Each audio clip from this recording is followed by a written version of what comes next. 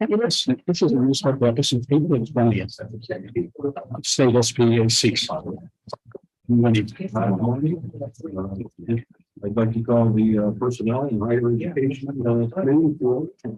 And as you can see, I'm filling in for Chairman Wild. And the first item is the approval of the minutes from the prior personnel meeting. By Supervisor McDevitt, seconded by Supervisor Kennedy. Any comments or changes? All in favor? Aye. Aye. Opposed? Carried. Privilege to the floor and public comment. Yes, Mr. McGowan.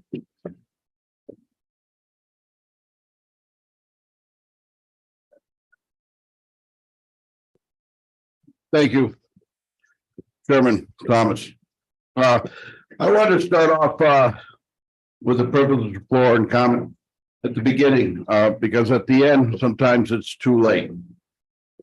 There's a couple things concerning that I have concerning is one, starting off with the action agenda number 1 for the SUNY Adirondack Higher Education for the budget. It did not pass the last board meeting, and which actually shocked me to the point because I've never seen education not pass the board, but there was a reason why.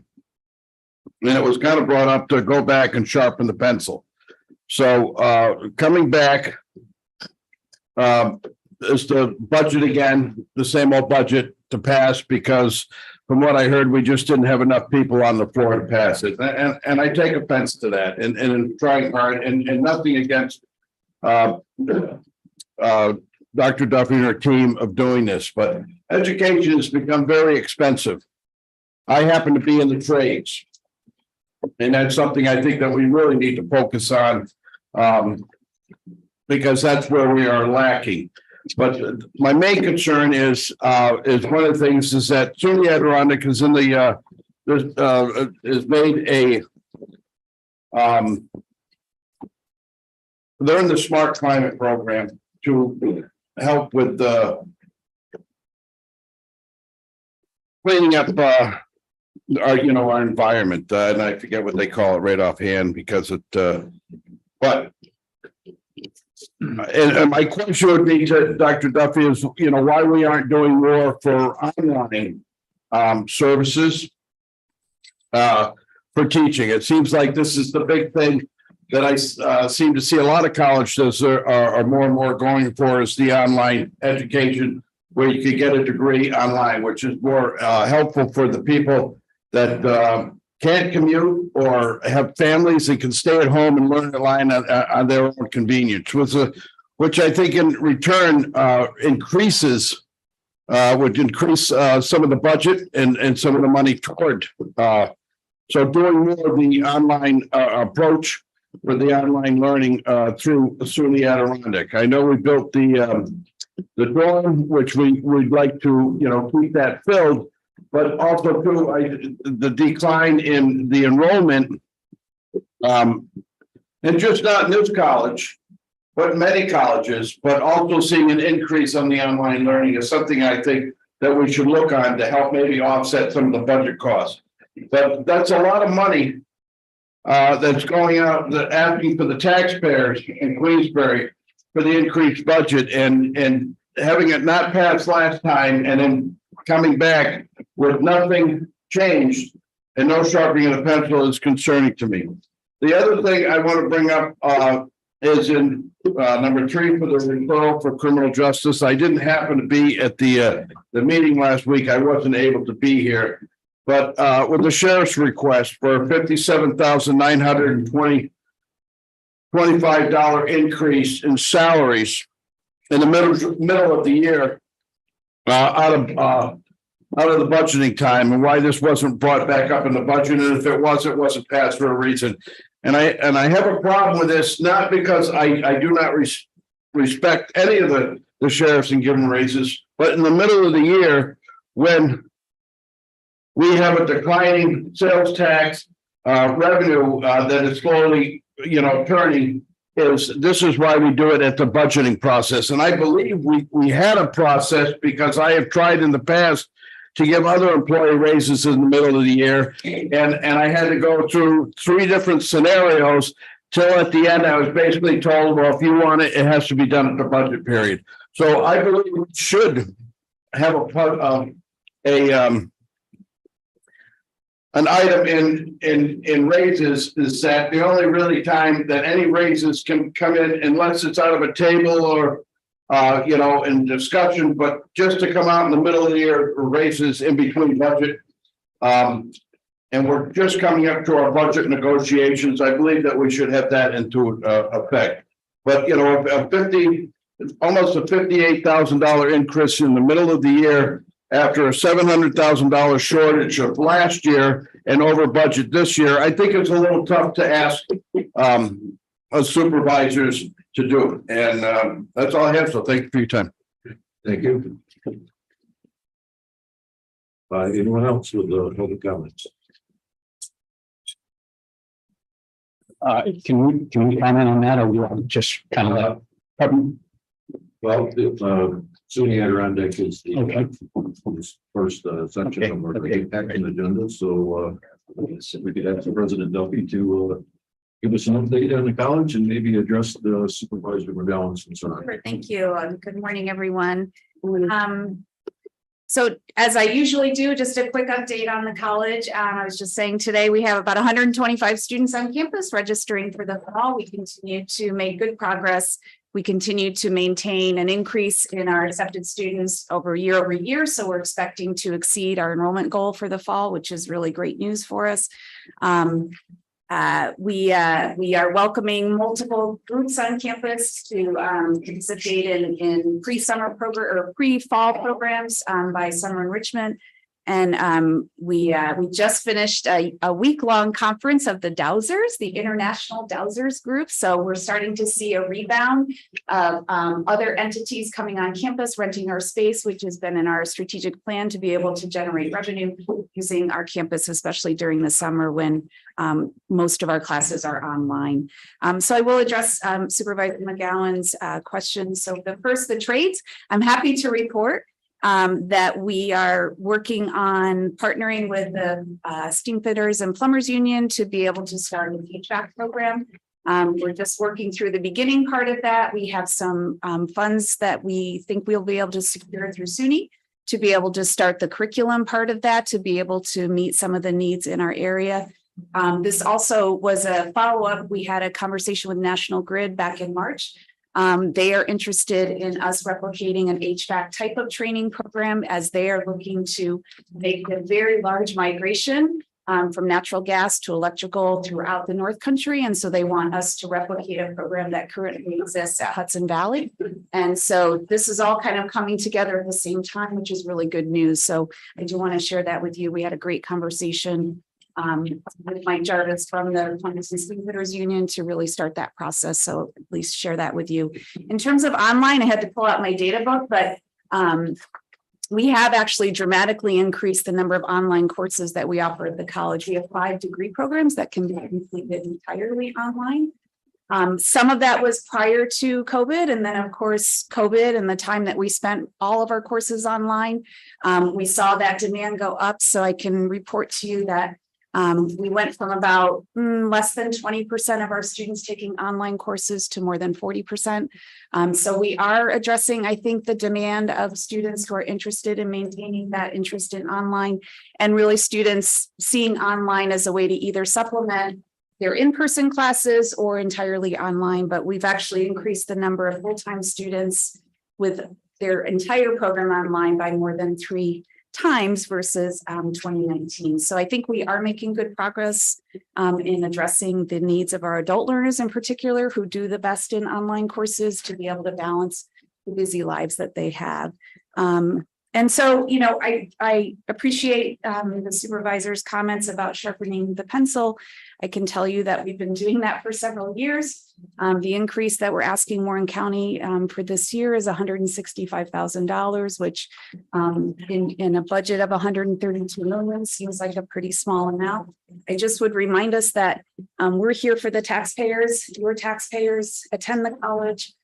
We do our best to keep it as affordable as possible. We're still in the bottom third of all of our peers of our tuition rate compared to others. those students who are the most needy, even with an increase in tuition, can still receive enough TAP to cover their costs. So there's no new cost to a student. Maintained a flat budget for 3 years. We're just returning to really pre-COVID types of operations. Some one-time expenses that we held off for those 3 years that will be one-time expenses going forward. So I appreciate everything you're saying. I think we have been great stewards of the money that you've given us to date, and continue to hope that we can partner with you to help the college continue to thrive and meet the needs of your taxpayers. Thank you, Dr. Thank you. Are there any questions for President? No? Thank you very much. Thank you. And 1B is a request to approve the tentative operating budget for 2023-2024 for City Adirondack, and providing for a public hearing. Moved by Supervisor McDevitt, seconded by Supervisor Runyon. Okay. Discussion. I fully support this proposal, and I just really pose the question. It's been stated in a number of different publications that the college has a $350 million impact. I don't know if that number is, am I quoting that accurately on our area, but it's a significant number. If a business came to any community in this county, new business, and they said, we're going to have 150 employees, we're going to have a $350 million impact, we're going to drive sale tax revenue, we're going to employ people, we're going to improve this will help in terms of the sale of all the commodities in an economic arena, from cars to groceries to this to that. So the impact is huge, and to argue that this is a cost negative to the county as opposed to a cost positive to the county is not understanding the general laws of economics. This is not a cost. This is a revenue producer to Warren County. That's all. Any other discussion? Yes. Well, I would just like to say, I don't think $165,000 increase is really something that we should make such a big issue of. We certainly get a lot from the college. It provides education for people who are at lower income levels that couldn't afford to go to expensive colleges. And I kind of get a little tired of hearing the taxpayer can't afford to pay, but $165,000 divided among all of the taxpayers, I don't see that as an extremely large amount. But that's just my opinion on that. I think we should pass it. Good. Yes. Yeah, thank you, Mr. Chairman. To that point, it's about 0.1, a little over 0.1% of our annual budget, that increase. Yeah, Supervisor Runyon. I divided that by the population, and it's a little over $2 per person for every resident in Warren County for the year. Supervisor Beatty. Yeah, I'd like to ask our treasurer, do we know how many total dollars we give to SUNY Adirondack? I'm a big supporter, by the way, of SUNY Adirondack, but do we have, I know we have a bond for the STEM, which is significant every year. What's that, about $750,000, 600,000, something like that every year. The county also gives directly $2.3 million a year. I think we also maybe through our part of the athletic field, I believe, maybe not on that one. But so the county's been very generous. And again, I've supported all those initiatives. But I would be remiss if I didn't look at every dollar. And we had some new people in SUNY Adirondack, correct? There have new positions been added. There have been a DEI officer There's a chief diversity officer. Okay, so that's a new position, okay. You know, so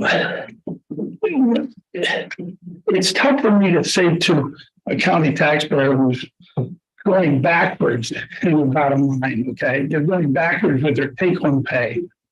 Every week they take home less than they did a year ago. Inflation's still running at 6%. Their pay, maybe they got an increase in pay, but they didn't get a 6%. Most 99% didn't. They got 2 or 3%. Excuse me.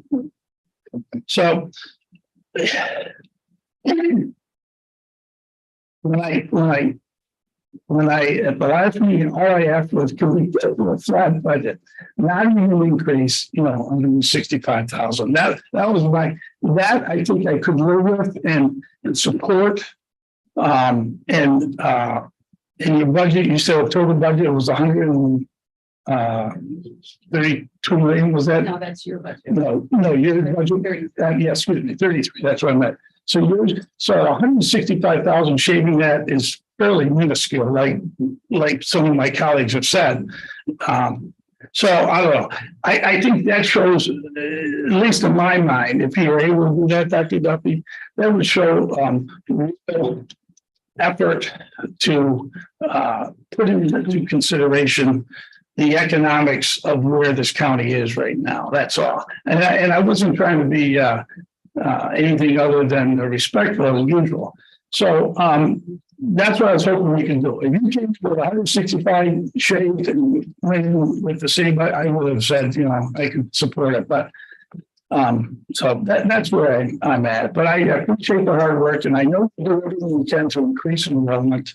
And we've slightly up over last year, although we're down significantly from 10 years ago. And I get it, things change in the world. Less people want to go to college today than ever before. That's a factual number. All colleges are struggling with enrollment.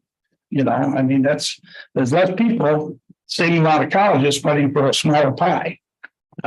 And you guys do a great job. You turn over every stone possible to get people to come. And so anyway, that's where I was. So thank you for coming today.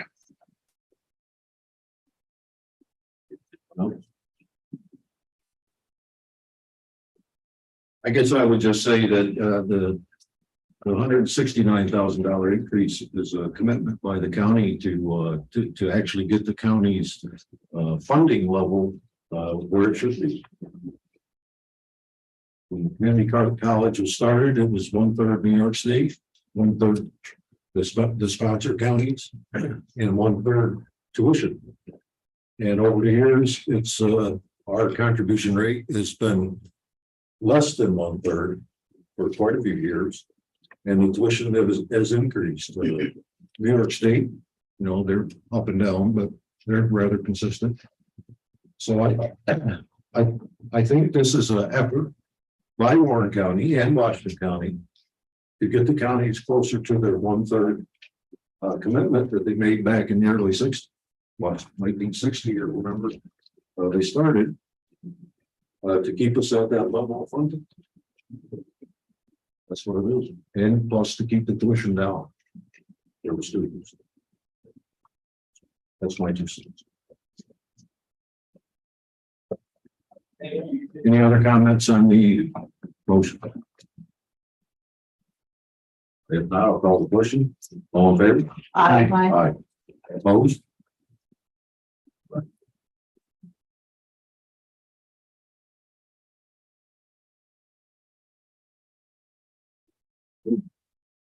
All right. Number 2 is requests and items to be discussed by the Human Resource Director, Jackie Figueroa. And the first item is a report of tracking vacancies that's in your packet. Any questions on the vacancies?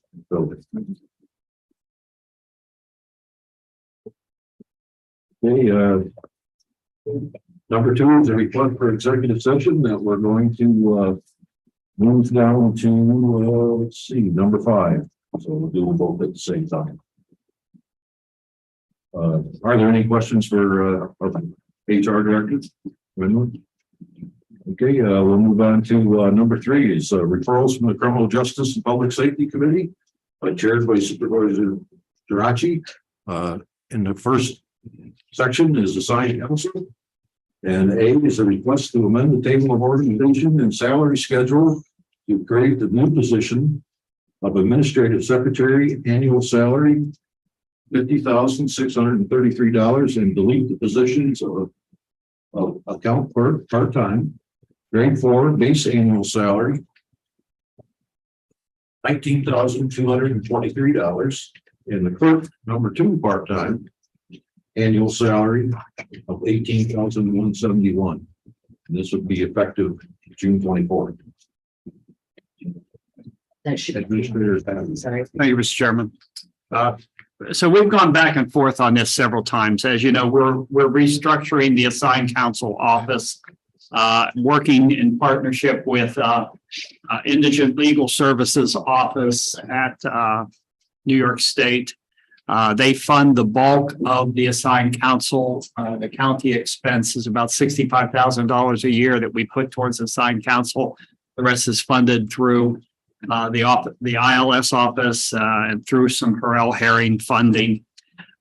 Basically, we have 3 part-time positions, and we had an assigned counsel administrator and a supervising attorney.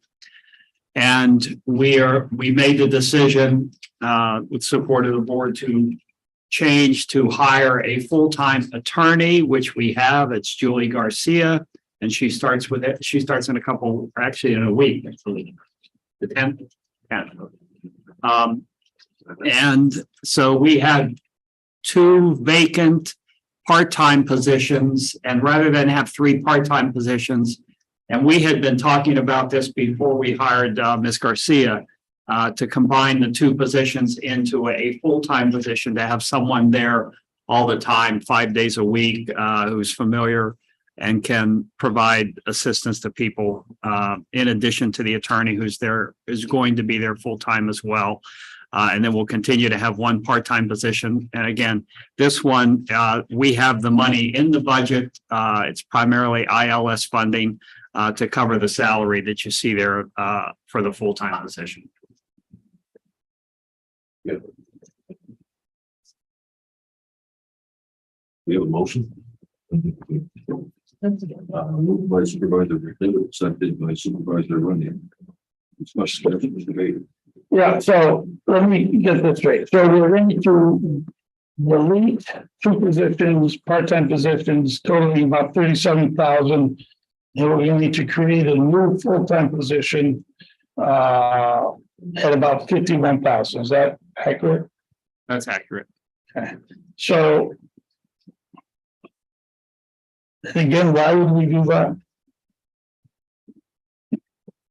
I think the total position, we're restructuring the office. So we previously had an assigned counsel administrator who was non-attorney.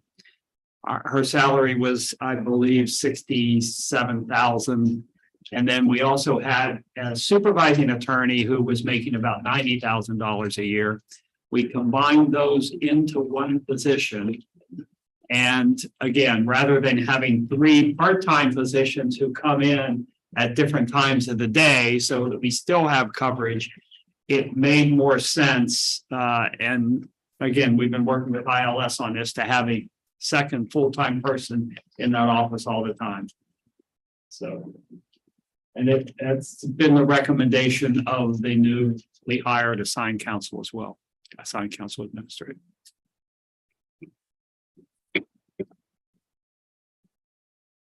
Any other discussion? Hearing none, I'll call the question on 3A. All in favor? Aye. Opposed? Carried. 3B is the Public Defender's Office. Attorney Canale, Public Defender. And there's a request to amend the table of organization and salary schedule to create the new position of Assistant Public Defender number 12 per diem. Annual salary of $49,914, effective July 24th.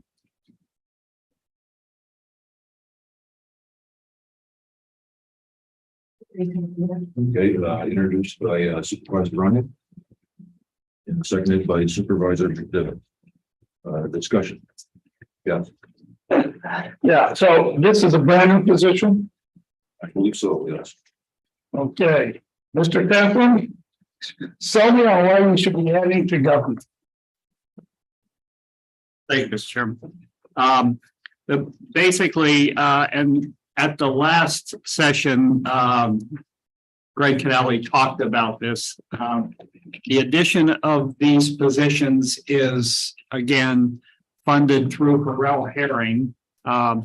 And it's a recommendation that we need to increase the amount of public defenders we have to deal with the caseload, basically. And he's worked through, again, he's been working through with the state, and they've provided funding for this. And this was really the rationale behind Harrell Herring to begin with, when there was a feeling that some counties around the state were not providing adequate legal defense for indigents, and that's what this is for. And I believe he talked about this at one other time and said there would be an additional public defender number 12 position. So is this fully state funded? Is it a mandate from the state?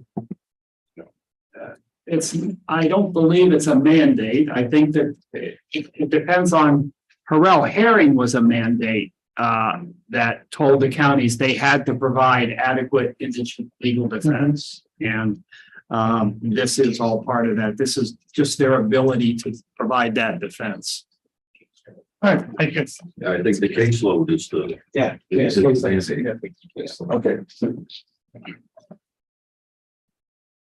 Any other discussion? Just a quick question on that mandated, Supervisor Leggett just showed me on the agenda, we have a mandated, what we have is a no, and what he has on the computer says a yes. Can we just get a confirmation on that mandated? I mean, I like that it's 100% reimbursed by the state, but is that a mandate? Yeah, I'm going to phone a friend on this one. He's gonna phone a friend. Friend on this. He's taking over his lifetimes. So it's mandated on the basis of caseload reduction. So that's why the state is providing the funding for this position in order to get the caseload within their parameters. That's why it was indicated on the form that it was a mandated position based on. But on this one, it says no. What one is that? No, no, and it's in my package. Just a little confused. 3B is yes. Oh, sorry. Don't mind me. I'm not, okay, thank you, take it off. Sorry. Good call to your friend. Yeah, thank you, Mr. Chair. So it's funded this year. I assume it will be funded every year. Okay. Providing there's a caseload. If the Yeah, caseload, yeah. okay, so, right, all right, that's good. Okay, there's no other discussion. I'll call the question on 3B. All in favor? Aye. Opposed? Carried. 3C is from the sheriff's office. C is a request to amend the table of organization and salary schedule to increase the salary of the systems maintenance coordinator position from 75,416 to 77,565.36, effective July 24th, 2023.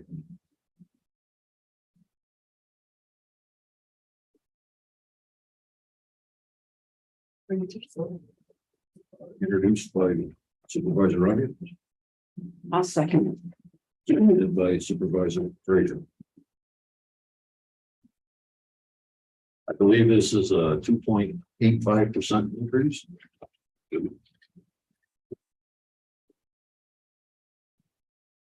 Discussion. It's 2.8. Yes. So just explain to me why we're doing this outside of the budget season. Does the sheriff requested it? Okay, we can't, the supervisor from Queensbury mentioned his concern about us increasing different positions outside of the authorized and scheduled budget season and so forth. So although I may support this, I get concerned that every department head now can come to us any time of the year, request an increase, and when we say no to one and yes to another, and no to one and yes to another, it means a really tenuous and really awkward and uncomfortable situation. And it's about fairness, in my opinion. I turned down maybe social services of Mr. Hampshire, but I approved somebody else. I don't know. I just wish we would do it through the proper process, the proper timing, and then that takes out the unfairness issue totally out of the equation. But unless I'm missing something. I'll have the sheriff speak to. Okay. Good morning, and thank you for your time. Yep. We have 4 non-bargaining unit employees in the sheriff's office, well over 200, but only 4, and they are key employees in our sheriff's office. I have the utmost respect for all of you as supervisors, and I work very well with you, and I presented you with some really challenging requests over the years, put you in a corner, and this is one that I don't see as that same type of a request. We went through the budget process last year. We go through budget workshops. I explained the value of our non-bargaining unit employees, submitted requests. We had conversations. I was not told no. I was told to wait. I have respect for you. So if you're going to ask me to wait, I'm going to wait. We get into January. I was asked again, please wait. Can we get through contract negotiations with the PBA? Then we'll take a look at this. I've had conversations with a number of supervisors, and not one, when I talk about salaries, I explained the disparity last year, how the undersheriff makes less than the lieutenants. And though that may occur in other municipal agencies, it's inherently wrong for an undersheriff to show up and receive a compensation, a wage that's less than the employees that he oversees. And no one's disagreed with that.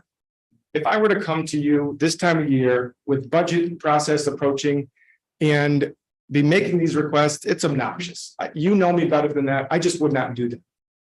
We get through the PBA contract negotiations, and I was asked to wait again. So I respectfully waited, knowing that with these non-bargaining unit employees, we're not going to be seeking retroactive pay. So whatever decision you make to do whatever with the salaries, it's going to be from that date forward. So if you moved and approved the request as they've been made, the impact on the budget would be less than $24,000, probably less than $20,000 for 2023. Money we have in our budget under salaries, we can address that overage. So we wait till we get through the patrol lieutenants contract negotiations, and all of you work through the negotiations, you vote, and you provided an excellent contract, and it's well-deserved. Through that collective bargaining, a lieutenant now makes $9,000 more than the sheriff. And no harm, no foul. If you're going to tell me that that's fair and that's right, when you're saying you want to do what's fair, then I have to take what you tell me to do. If you say no, then you're going to say no. I know that it's not proper. I would strongly disagree. But again, I'm asking for you to allow me to have the opportunity to submit these requests as I was asked to do so. I'm here because I waited patiently by your requests. I've met with supervisors since, and maybe it was suggested for a couple of the requests to reduce them, that maybe some of the requests are a little too significant. And we're fine with that. If you can come to a figure where a lieutenant makes a certain wage and the undersheriff's a few $1,000s over that, that's fine and fair. We're not looking to kill the county. We're not looking to become millionaires. We just wanted to be treated fairly. That's all. First of all, I'm not on the negotiating committee, so I have no say on any of that. So you're talking to me like I approve this, right? None. So if the negotiating committee led you to believe this or that, then that's their fallacy. That's their issue. I'm just saying, and it's not you, it's not him or her or anybody. I'm just saying we get requests during the year for increases when I think we have a one time a year we go through everybody's salaries and so forth, and that's the time. That's all I'm saying, Jim. So the next department that comes out and says, well, you did it for this department, why aren't you doing it for us? That's all I'm saying. You know, and so if the negotiating committee led you to believe you could bring it up during the year, well, I wouldn't have agreed with that. I would have said, you know, let's structure it so that we all do it at the same time. That's fairness to me. That's all I'm saying. I'll probably have no problem with you guys doing what, you know, during the budget season. I know how hard you guys work. So it's just, to me, it's just, I have a tough time saying to one department that you can't bring up your increase when I just approved it all. That's all I'm saying. So if the negotiating committee led you astray or something, I don't know. But I wasn't on that negotiating committee. I wasn't a negotiating committee, we're supervisors, and And I was on that. it's my understanding that for an agreement to ratified and take effect, it has to go through the full board of supervisors at a full meeting and it's voted upon. But there's nothing that says, and because of that, we're going to now change our process on when we're going to give raises to everyone else. And that- So it never says that. Otherwise, I would have spoken up at that time, and say, wait a minute. So we do that, we're automatically changing the whole process of when we're changing. That's what I'm saying. And you know, you're a fair guy, and so am I. So that's why, that's all I'm saying. And it happened to be your department today, and so. We met last year, like you said, and you said, I agree with everything you're saying. I agree you should reach this wage. And you looked at me and said, but can we wait until January? And I said, yes, Supervisor Beatty, that's fine. I'll wait patiently. I'm just doing this. Yeah, you know, see it the same way. I mean, I agree. I know you will. Because you see the fairness in it. So. Right, the running. Am I reading this correctly, that it says that every single one of these increases is being paid for with surplus of funding they already have in the budget code? Yes, that's correct. We've had vacancies in patrol officer positions. We just started last Monday, patrol officers in the regional police academy. So throughout the first half of the year with those vacancies, we've had a surplus in salaries regular. Now, we know that we work through the budget as we approach August, September, October, and we draw off that to address deficits. We will definitely have deficits in other areas. As it stands right now, this is going to be a very small number. Like I said, if you approve this for the sheriff, the change for the sheriff likely wouldn't take place till October.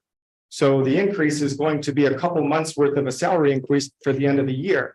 But it makes it more difficult to me if now I know that you're looking at trying to resolve an increase for the sheriff for 2024. When now I'm asking for even more sitting there. And again, this is a very uncomfortable position for me to be in. I don't like having to advocate for myself, but for Terry Como, our undersheriff, for Al Mayday, our captain, and definitely for Mark Neal, it's an unusual time of year. Perhaps it's principle. I know it may adversely impact other departments. I can't help that. I'm just asking to do what's right for the Warren County Sheriff's Office and for our very small group of 4 employees. Yes. Just ask a question. Did you say that for these 4 positions, you were looking at a cost of like less than 24,000? Yes, just because there's no retroactivity. Everybody other than myself, there'd be no change necessary to a local law. So it could take effect at the next full board meeting. So if you take those numbers and reduce them by the rest of the year, that would be the impact. And then mine would be considerably less. Mr. McGowan? Thank you, Commissioner. I did get up and spoke at the beginning, and I want to thank the sheriff for coming up here. I saw Terry run out, and I know how busy you are. And I don't have a problem with this. I remember you bringing it up last year, and I am quite offended that I remember them telling you, we gotta wait and we gotta wait. So now I have a better understanding why, and I'm pretty sure it happened the year before too, why you came in the middle of last year, why we told you to wait. So, you know, in all fairness, I understand that.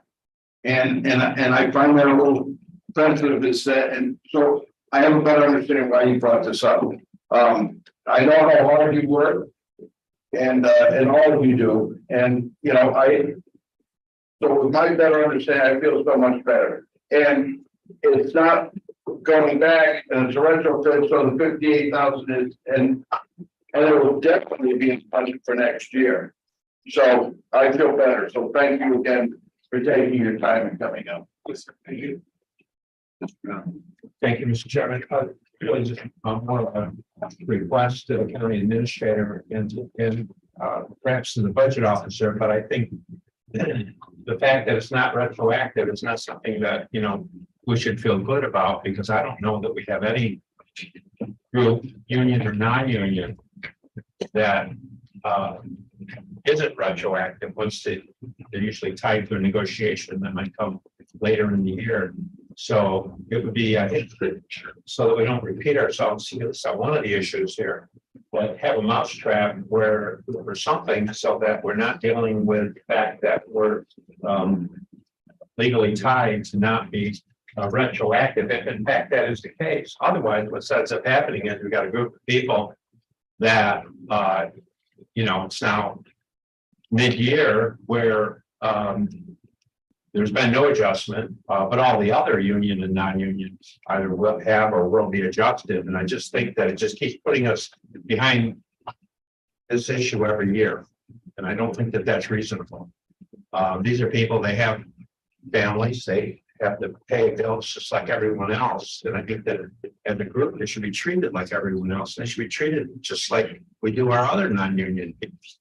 And so I don't expect it to be resolved today. I don't take a lot of time, but I would hope that the county administrator working with the legal department and the budget officer can come up with a mousetrap, if you will, so that we don't have to address this issue again going forward. Because I think Mr. Beatty's correct. It's very difficult as you get into the year. And now you have at least this type of an adjustment. And the question gets asked, well, why was it handled in this fashion? And basically we have to say, well, it's handled separately because of a problem with the law or a problem with the way we're structured. And so I'd like to have this resolved and then perhaps next year we won't be facing this situation on this particular issue. Okay, Mr. Beatty. Yeah, I love to get this resolved so that we can, you know, get it done correctly, right? Because right now it's not done correctly. We can all agree to that. So, and it can be corrected. I'll probably support this going sheriff this year, as long as I got the commitment our chairman or county administrator will correct this, so that we don't have to have this imbalance and unfairness during the year, so that other departments won't feel slighted and disrespected because we don't address theirs. That's all. So I will support this this time. This is 3C we're talking about. Right. Well, yeah, I know, but the sheriff started talking about the other one too, so I'll be supporting the other ones. But as long as we can correct the fix the mousetrap, because it's broken right now, so it doesn't have to be unfair. We're in 3C, which is a 2.85%. And I'm supporting that too. I'll sit, but before I do, I want everyone to know from all of you, I do not, nor none of my staff, we don't feel disrespected at all. We understand the hardship you face. Thank you. Okay, any other discussion on 3C? I'll call the question, all in favor? Aye. Aye. Opposed? 3D. And this is a request to amend the table of organization and salary schedule to increase the salary of the corrections captain position from $99,068 to $117,068 effective July 24th. Introduced by Supervisor Running. Seconded by Supervisor Fraser. Discussion, further discussion.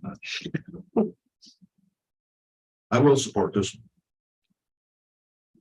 I think correction captain is comparable with the lieutenants and does the work. And that's my God.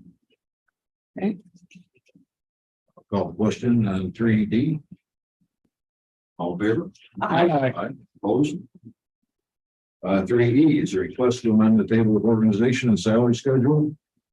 To increase the salary of the undersheriff from $116,000 to $135,000. $116,900 to $135,775 effective July. I'll make the motion. By Supervisor Fraser, seconded by Supervisor Running. Discussion.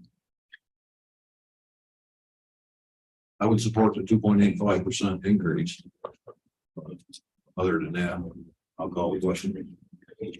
All in favor? Opposed?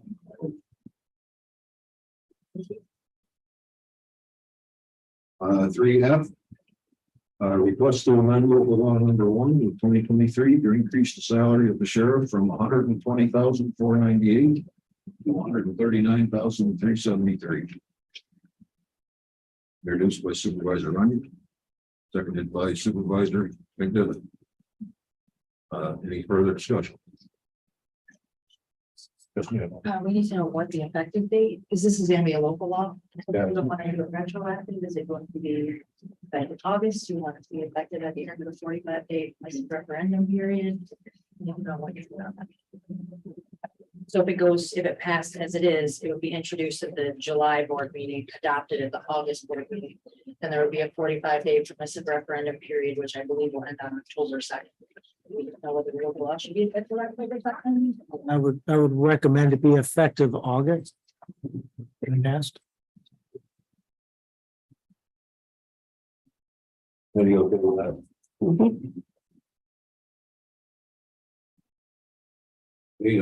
Any other discussion? Questions? Call the question. All in favor? Aye. Opposed?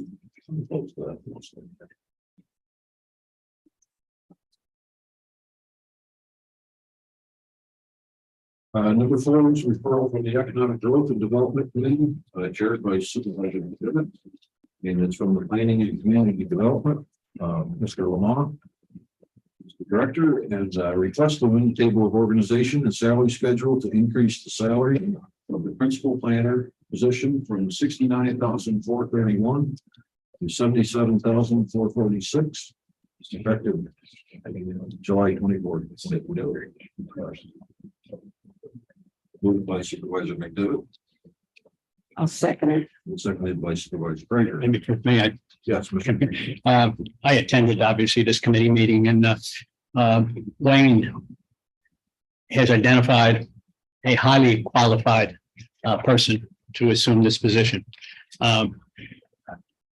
There probably are areas within the county employee base where we are just not competitive.